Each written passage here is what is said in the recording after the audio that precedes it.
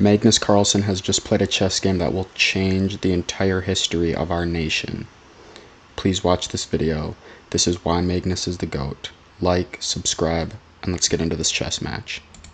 So as you can see, this chess match is between Jeffrey Epstein and Magnus Carlsen. Now in this game we have Magnus as the black pieces, which is very unique. People say it's a 51 to 49% chance you win as black, which means white has 1% higher chance of winning. And Jeffrey Epstein is the white pieces. Now this game was played in 1362, right after Goliath beat David in a Nerf battle, and this is why this match is so important and so pivotal I can't even speak, pivotal to history. So I'm gonna get right into this game, and I hope you guys enjoy. So Magnus goes first because back in the day, black would get to go first because they felt bad for being jerks and having black slaves, so they would let black go first usually. And Magnus plays here. Now he's already eyeing up this pawn. He can push at any time he wants, and Jeffrey Epstein realizes this. And the interesting thing about Jeffrey Epstein is he, at this point in time, he doesn't know about the Epstein files. Now, if you didn't know, Jeffrey Epstein is known for being one of the greatest tennis players of all time, and he got accused of having things called the Epstein files, and that's not true. He didn't have those ever. But again, this match was played in 1362, right above the above England in the space station by NASA, and he didn't know about that yet. So Jeffrey goes here, opening his queen, getting ready, maybe push here, start attacking the king. There's a lot of good moves you can do. Now in this position, Magnus is one of the greatest players of all time. He sees this and he plays here. That way, if queen here, you can just bring your king right back. Jeffrey goes for it anyways because this pawn's going to be hanging.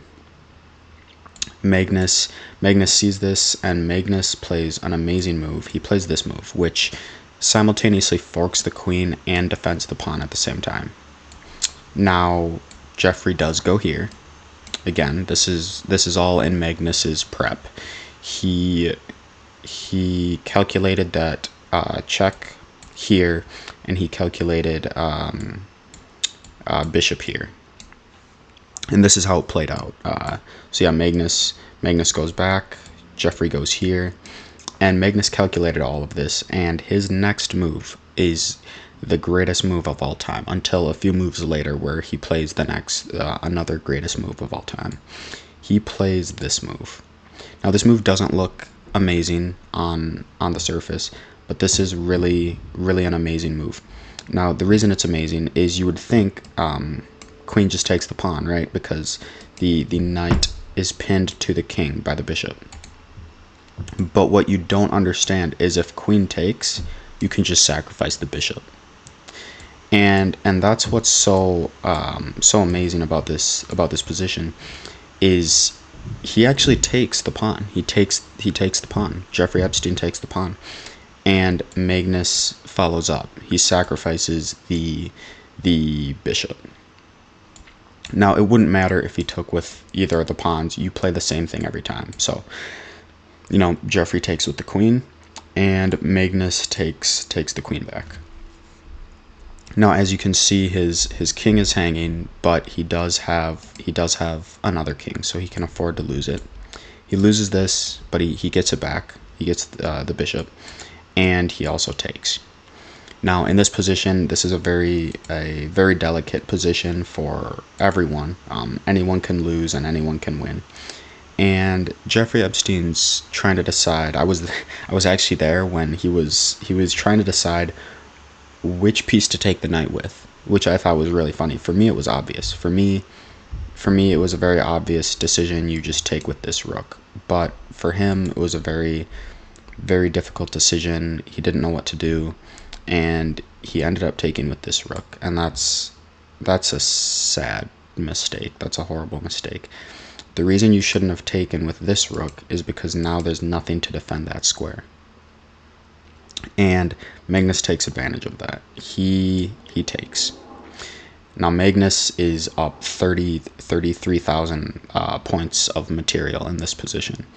And you can really feel it. And this is where Magnus plays the next best move. He plays the world's greatest move here.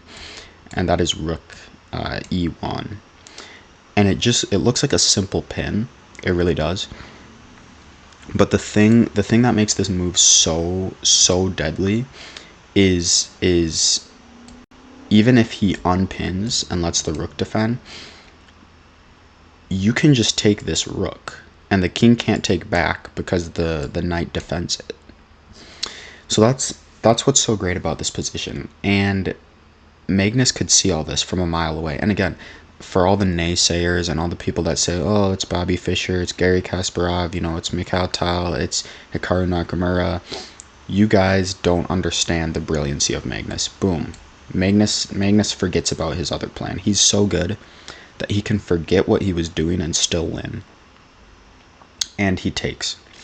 Now, he gets checked. He's not perfect. Okay, I will admit that. Magnus isn't perfect. He's pretty close, though. He gets checked again, and this, the rook's attacking, the knight's defending, this rook's defending. But you know what isn't defended? Is this knight. Boom, takes. And now, it looks like this would be a good move, because you're discovering, once the king moves up, you'll just start bringing your knight forward to win the game. And here's the thing, though. Here's the thing, is once the king moves up, this rook is free to do whatever it wants. It could take, it could not take, it could almost take. There's like 1,000 different things it could do. And Jeffrey, to his credit, Jeffrey Epstein, he realizes this. And instead of moving his knight up, either here or here, instead of doing that, he gives a check. Now this is a very interesting check, because usually checks come in the mail. Usually it depends on what kind of bank you have, but usually you'll get a check in the mail, and you'll I don't know what you'll do with it. Either you'll spend it or you'll, I don't know, you'll do something. But in this game, the check that he gives Magnus is an attack, actually, on the king. And Magnus either has to go here or go here. And those are the only two moves in the position that Magnus can play. Magnus doesn't care, though. He just takes the knight. So he loses the king, but he gets rid of that knight. And that knight is really powerful. Well, it was powerful. It's gone now. Magnus physically assaulted it. And in this position, Jeffrey Epstein goes here. Now, it looks like Jeffrey Epstein is hanging a rook. But what we don't understand is if Magnus takes that rook, Jeffrey Epstein's going to just trap the queen. And that's going to be a loss for Magnus. So Magnus knows he can't take this. So he takes this, and he gets his queen trapped. He gets it trapped, and Magnus did miss that. And that's the one sad thing about Magnus, is he will miss things a lot of the time. But that's why he's the GOAT. That's why we call Magnus Carlsen the GOAT. And I still have yet to show you the greatest move that he has ever played.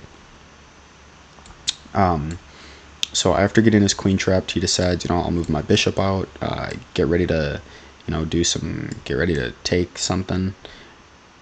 And he loses queen. And Magnus, he goes here. The knight's defended. It's also attacking this rook.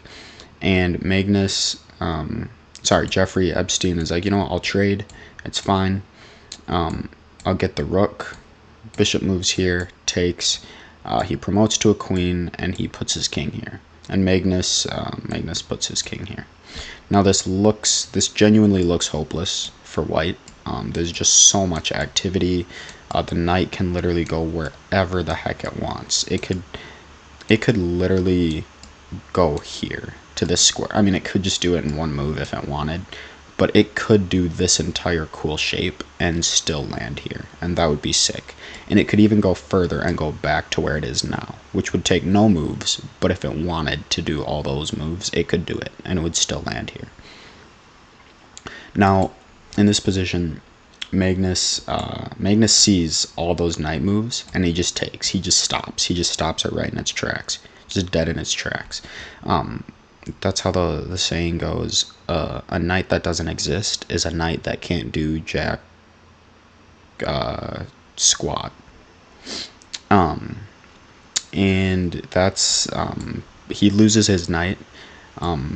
Jeffrey does that, but Magnus turns it into another knight, takes, and he, Magnus here. Now this is where it gets difficult. Is, Jeffrey Epstein has a king and 2 pawns. Magnus has a king and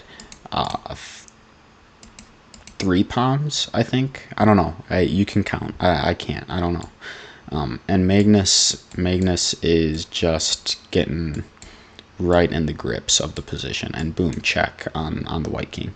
You can't take because it's a king, and you're not allowed to take the king in chess with any piece. And Magnus starts pushing the king all the way back with his pawn. Now this is what you call an indestructible pawn in chess, and an indestructible pawn is a pawn that is not destructible. You can't destructible it. It's impossible to destructible. And the reason it's indestructible is this king is like a guardian angel. No matter where this pawn is, if you take it, the king can just take whatever piece took it, if that makes sense. But Jeffrey Epstein is fighting for his life here.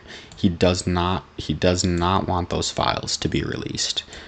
So he's putting up a great fight against Magnus, and it looks like this pawn is going to queen, but Magnus is just in time to stop this pawn from queening.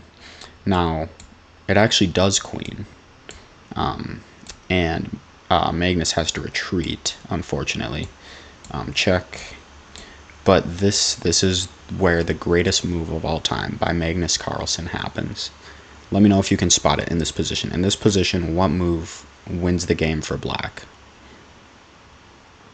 Or for Magnus? Which move wins the game? Now, I don't know if you guys saw it. The move that wins the game for black is pawn here, checkmate.